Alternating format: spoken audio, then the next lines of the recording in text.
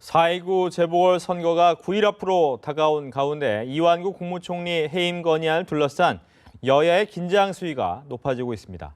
대통령 귀국 전 자진 사퇴설까지 급부상하고 있습니다. 정치권 이슈 정문기 홍익대 교수, 민영삼 포커스컴퍼니 전략연구원장과 이야기 나눠봅니다. 안녕하십니까? 네, 안녕하세요. 네, 어서 오십시오.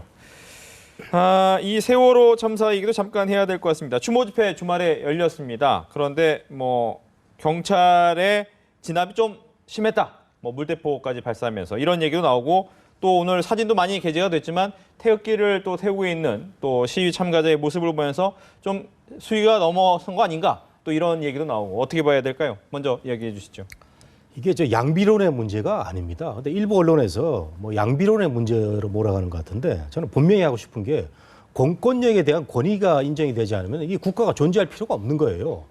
그런 점에서는 저는 참 경찰의 대응 이게 강경이 아니라 원칙적으로 저는 더 그 기준을 좀 세워야 된다. 정부가 기준을 세워야 된다고 보는데 우리 민 원장님은 저나 그 권위주의 정권 때 학교를 다니고 또 그 이후에 제가 언론 시절에 그 경찰들의 여러 가지 그 많은 모습을 봐왔는데 정말 체류탄의 피해자고 희생자이기도 한데 근데 이번에 이 문제를 보면요 경찰이 과잉 대응이 이전에 그 경찰의 그 버스를 끈을 달아가지고 흔든다 명박산성이라는 그런 이름을 붙여가지고 우리가 세금으로 낸 거 아닙니까?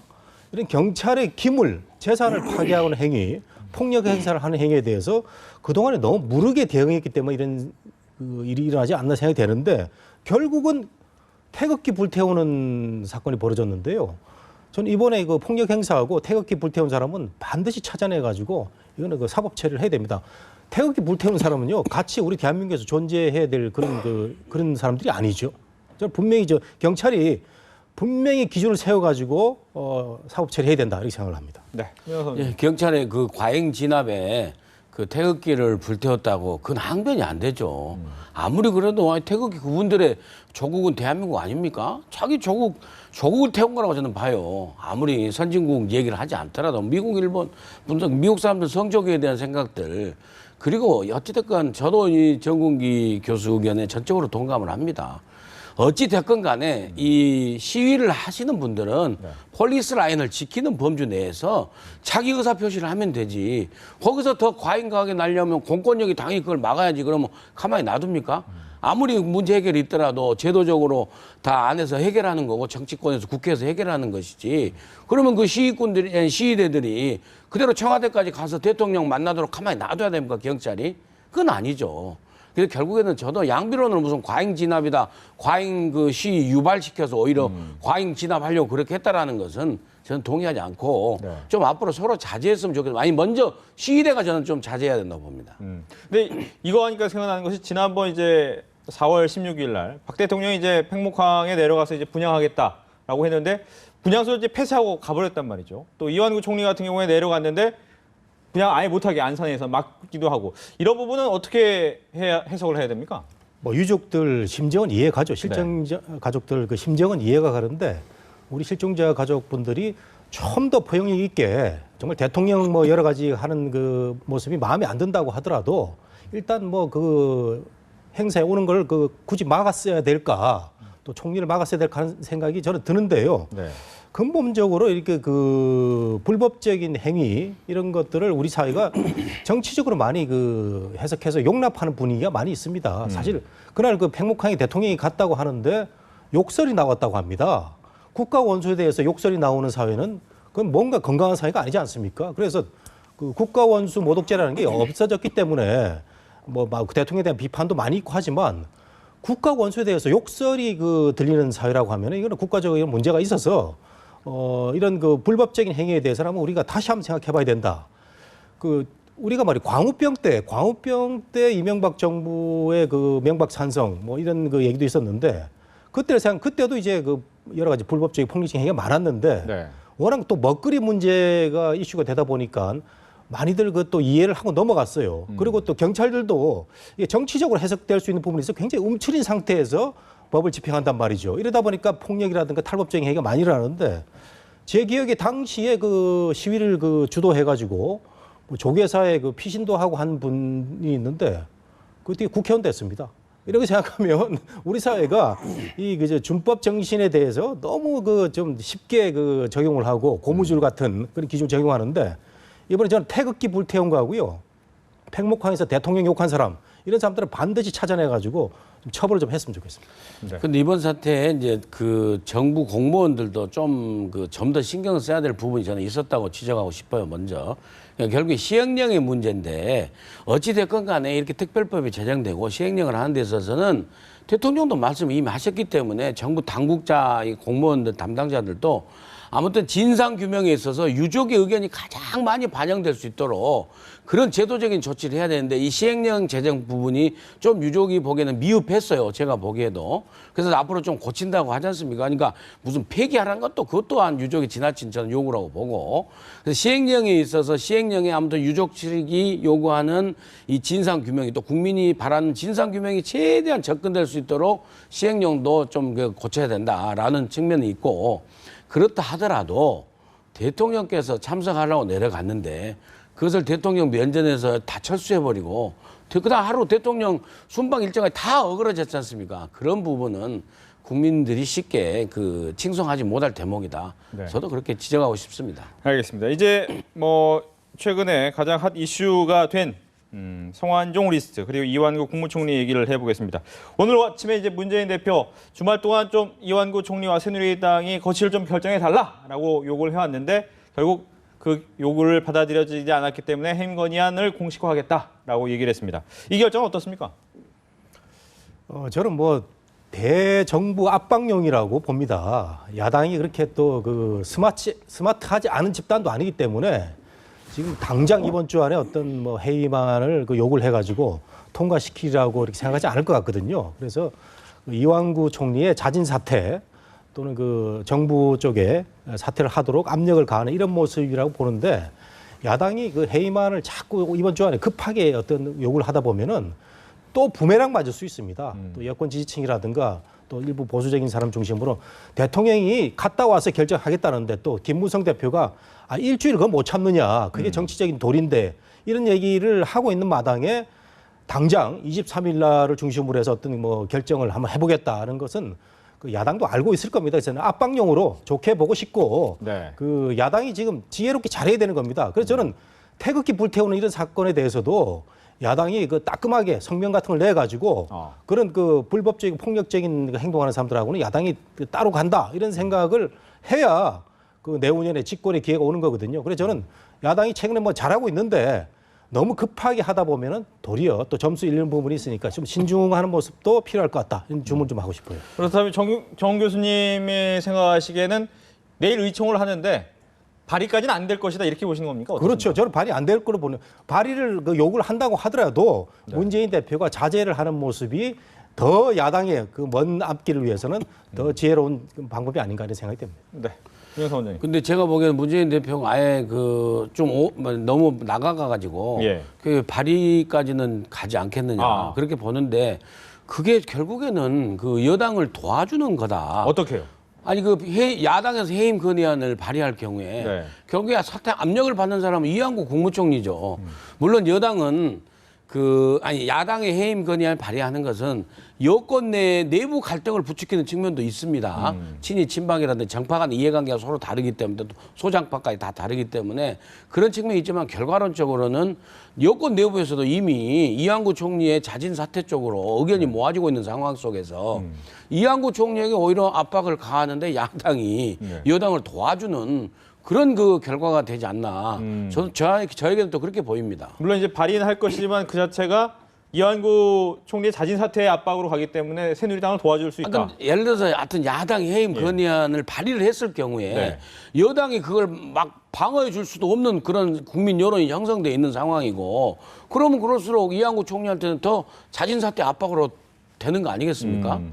알겠습니다. 근데 제 생각에는 뭐 발의까지도 아니고요. 네. 내일 야당 의원들의 이제 총의를 모으는 그 정도 선이 될 것 같고 지금 우리 뭐 조금 전에 연합뉴스 보도도 그렇고 많은 언론들이 그 문 대표의 해임안 요구에 대해서 매우 급박하게 이게 뭐 처리되는 과정이 있지 않을까라고 보도를 많이 하고 있는데 국회를 이제 우리가 저도 뭐 언론 시절에 출입을 해보면 국회 일정이라는 게 최소한의 시간이 있습니다. 네. 예를 들면은 본회의를 우리가 개최하자고 할 때는 여야 지도부 간에 그 협의가 있어야 되거든요. 협의 없이는 그게 그 본회의가 열리지도 않고 지금 그동안에 기존에 해왔던 그 협의가 23일하고 30일 날 열자는 건데 네.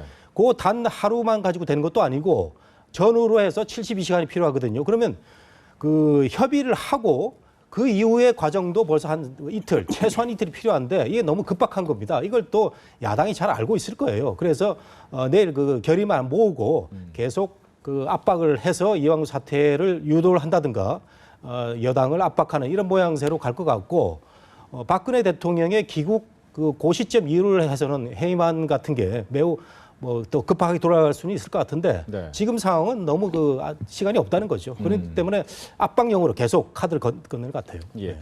여기서 이제 김무성 대표 같은 경우에는 일주일 기다려 달라. 박 대통령도 안 계시는 상황에서 그런 거 하면 좀 너무 불안해지는 거 아니냐라고 했는데 가장 큰 의중은 그럼 박 대통령하고 독대를 했을 때 받은 그 의사를 좀 지키겠다 이런 게 좀 더 강한 겁니까 어떻습니까? 그렇습니다. 그러니까 결국에는 여권 내 분위기라는 것은 대통령이 순방하시던 날 국정 2인자 총리 놔두고 여당 대표를 공개적으로 불러서 독대해가지고 네.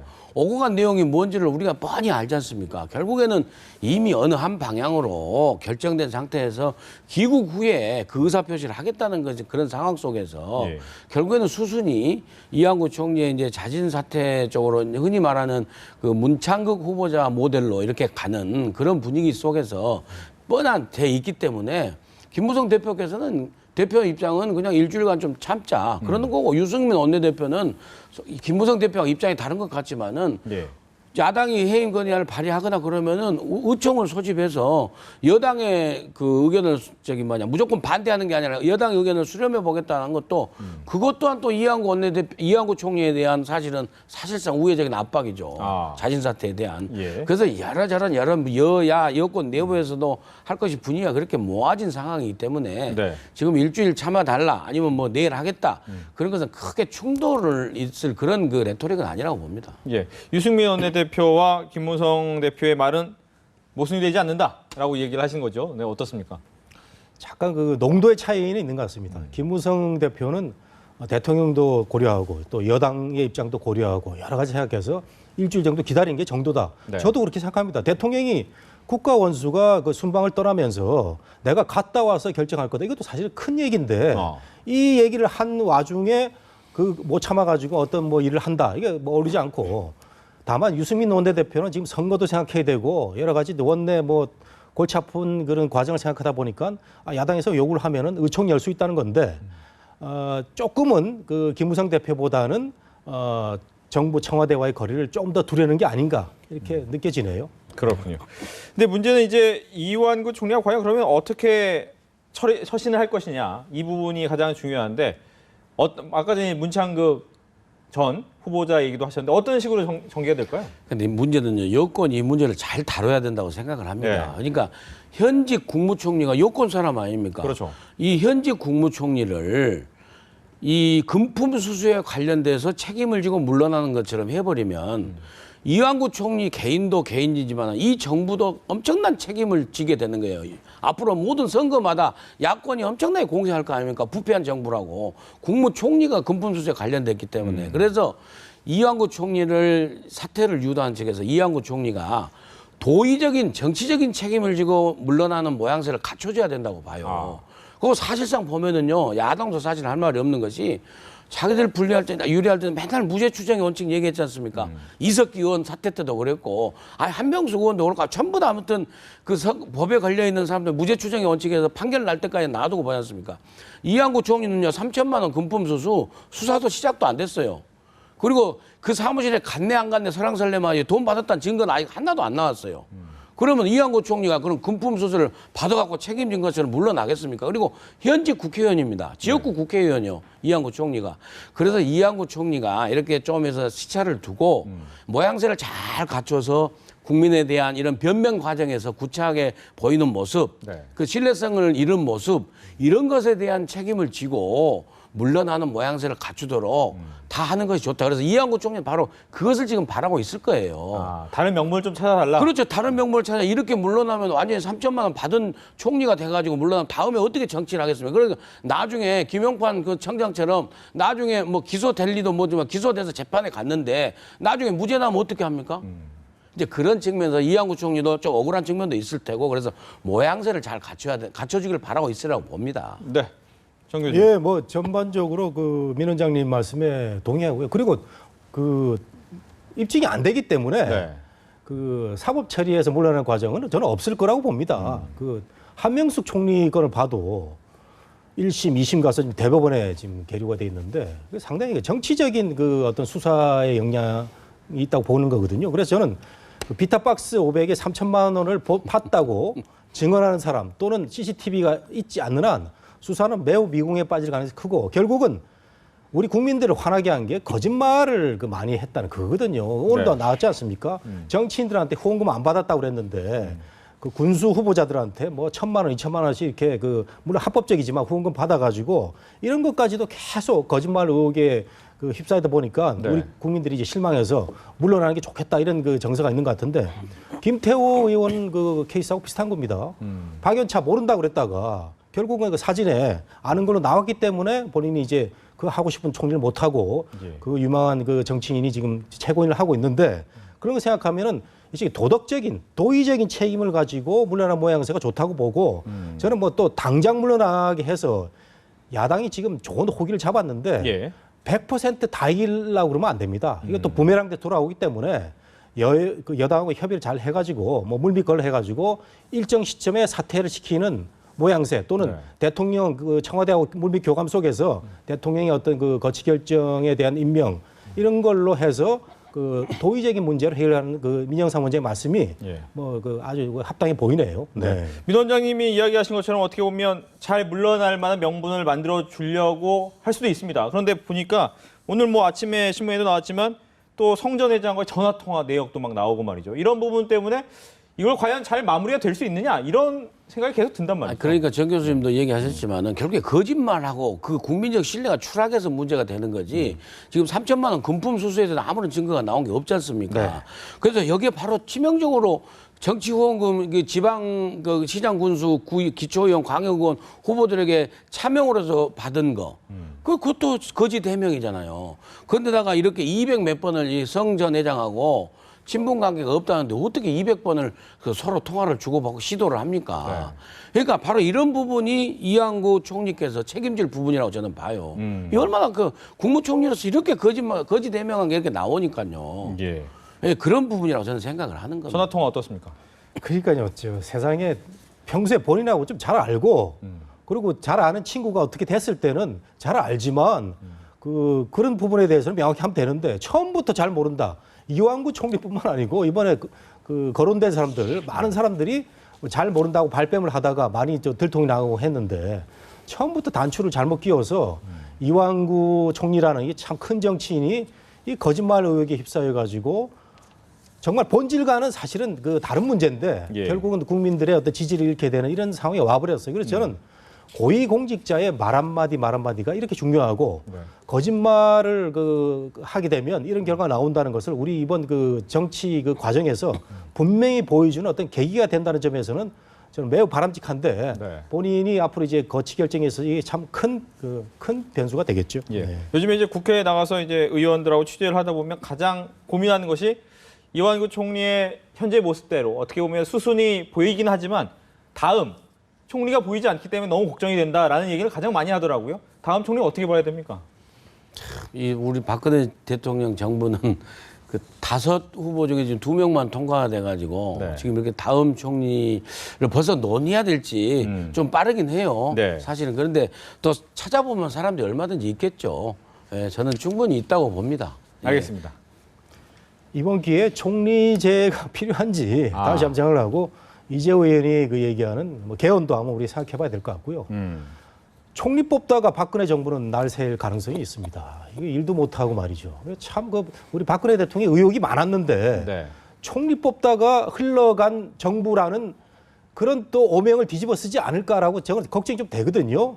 그래서 그 이완구 총리가 뭐 언제쯤 뭐 이런 거치가 될 때인지 모르지만 다음 총리 뭐 좋은 사람이 좀 나와서 네. 후반기에는 뭔가 좀 대통령하고 뭐 업적을 좀 세웠으면 좋겠고 그렇다고 저 개헌론 이런 것도 하면 저 무시할 게 아니고요.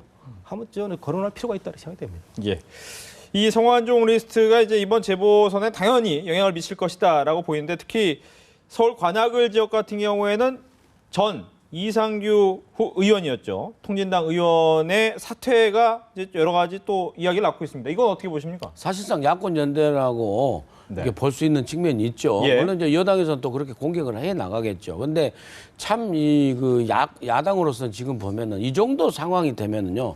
성완종 메모 쪽지가 그렇게 현역 그 실세들이 이렇게 나오고 했으면은 선거가 사실은 끝났어야 되거든요. 네. 100대 빵으로 해서 4대 빵이 돼야 되는데 예. 그 반사익을 다 못 챙기는 거예요. 아. 못 챙기는 상황 속에서 내부 분열도 심하고 지금 관악을 같은 경우에는 이상규 의원이 사실상 야권 연대 모습을 해서 사퇴했지만은 선거대책본부장을 맡고 있던 현역 서울시의원이 또 탈당을 선언하고 정동영 후보 지지선을 또 해버렸어요. 또 광주에서도 천정배 의원의 광주시의원 한 사람이 또 제명당하고 천정배 후보를 지지하고 기초의원 2명하고 네. 그래서 내부 조직 분열도 있고 이런 상황 속에서 결국에 또 이 야권 연대가요. 결국에 성남에서는 물론 김미희 후보가 물러나면 아주 그 야권, 새정치민주연합 후보가 굉장히 유리한 국면인 건 틀림없습니다. 근데 거기는 안 물러날 것 같고 오히려 2%대, 5%대에 있는 이상규 후보가 물러나서 네. 오히려 사실상 야권 연대라는 여권의 공격만 받을 빌미만 주고 실질적인 표현은 도움이 안 되는 그런 상황이 오지 않을까 좀 그런 상황이 오질까 하고 예상됩니다. 네. 저는 왜 물러나는지 잘 모르겠습니다. 이 진보 진영에서 이석기 재판 억울하다 해서 다시 출마한 거 아니에요? 예.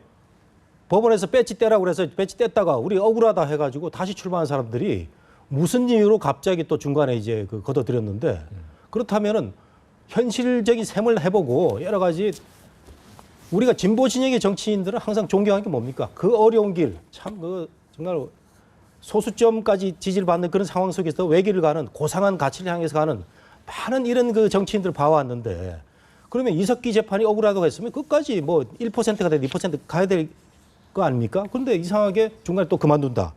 아주 현실 셈법에 그 정말 그 아주 야가 빠진 그런 모습의 그 정치인들을 보는 것 같아서 좀 안타까운데 네. 진보 진영의 정치인이라면은 고난과 어떤 그 역경을 무릅쓰고 나아가는 그런 모습 보이는 정말 저는 이해가 안 가는 이런 부분입니다. 뭐 야권이 유리하고 여권이 이걸 떠나서 네. 진보 진영의 어떤 그 다양한 스펙트럼을 위해서도 있어야 되는 이런 진보 진영 축에서도 참 좋지 않은 방향이죠. 어떻게 보면 야권 연대의 공격 빌미는 충분히 줄 거라고 보시는 겁니까? 그렇죠. 이런 게 이제 공격 빌미되는 거죠. 야권도 이제 여러 그 스펙트럼이 있지 않습니까? 뭐 진보 진영 뭐 이게 안 되기 때문에 국민 모임이 나온 건데 네. 이 셈법 여러 따져보고 이제 조금이라도 그 위험을 줄여야 되겠다 해서 이제 나간 것 같은데 진보 진영의 정치를 생각하는 사람들한테서는 굉장히 그 실망스러운 그런 거죠. 네. 이번에 뭐 아까 이제 민영선 원장님께서 4대 0으로 야권이 다 이겨야 되는 분위기를 타고 있음에도 불구하고 다 못 받는 것 같다라고 하셨습니다. 그럼 현재 지금 예상은 어떻게 하고 계십니까? 네 곳 중에서. 근데 지금 인천 서강화 을 지역이 의외로 그 새정치민주연합 후보가 네. 아주 선전을 해서 정말 엎치락뒤치락 하는 걸로 현지 여론도 제가 또 이제 그 공직자 있는 제 지인한테 한번 전화해서 강화도 저기 물어봤더니 옛날에 강화도가 아니랍니다. 이번 선거만큼은. 그래서 상당히 의외로 좋은 결과가 나올 수도 있다라고 그렇게 하니까 강화도까지 포함해 보면 야권이 오히려 최소한 2곳 이상은 그 되지 않을까. 저는 네. 그렇게 우선 봅니다. 그래서 관악을 같은 경우가 결국에 야권표가 결집하게 되면은 예. 밴드웨건 효과라고 결국에 정동영 후보보다는 일단 제1야당을 살려놓고 보자는 야권 성향이 한쪽으로 몰리다 보면은 오히려 이제 정태 후보가 오신환 후보의 막판 역전승을 할 수 있지도 않을까 그렇게 저는 조심스럽게 보는 거죠. 네, 정 교수님요. 성완종 게이트라고 생각하면은 야당이 4대 0으로 이겨야 되는 게 이게 정상이죠. 그런데 이게 그렇지 않다는 거죠, 항상. 항상 또 동정표가 작용하고 여권표가 결집을 하고 이기 때문에 지금 야당이 머리가 복잡한데 그래서 4대 0으로 못 이기면 3대 1 정도 이겨야 되는데 만일에 뭐 2대 2가 됐다거나 1대 3이 됐다거나 할 때는 야당의 또 실패로 또 규정이 되기 때문에 이래서 야당이 어려운 거예요. 그래서 저는 야당에 제가 조언을 좀 한다면 이럴 때 이제 헤이만 같은 경우도 아주 그 기술적이고 세련되게 넣었다 뺐다를 잘해야 되는 겁니다. 근데 제가 보기에 이번 주에 밀어붙인다. 이건 분명히 여권 지지층이나 중도 세력한테는 야당이 너무하네 이런 생각을 가져와서 오히려 야당한테 기회를 줄 수 있는 것 같고 태극기 그 어떤 훼손 사건에 대해서도 야당이 한마디만 하면은 저는 중도 세력 뺏어와 가지고 4대0 확보할 수 있는 그런 길도 있다고 생각하거든요. 따라서 야당이 아주 현실적인 그 셈법 아래에서 계산을 잘 한다면은 4대0으로 이길 수 있는데 여기서 자칫 잘못하다가는 당연히 이겨야 되는 4대0 숫자를 2대2로 갈 수도 있고 뭐 이런 어려운 과정이 될 것 같아요. 그렇기 때문에 야당의 아주 그 현명한 판단이 요구되는 거죠. 네. 지금까지 정치권 이슈 정군기 홍익대 교수, 민영삼 포커스 컴퍼니 전략연구원장 두 분과 함께했습니다. 오늘 얘기 잘 들었습니다. 네.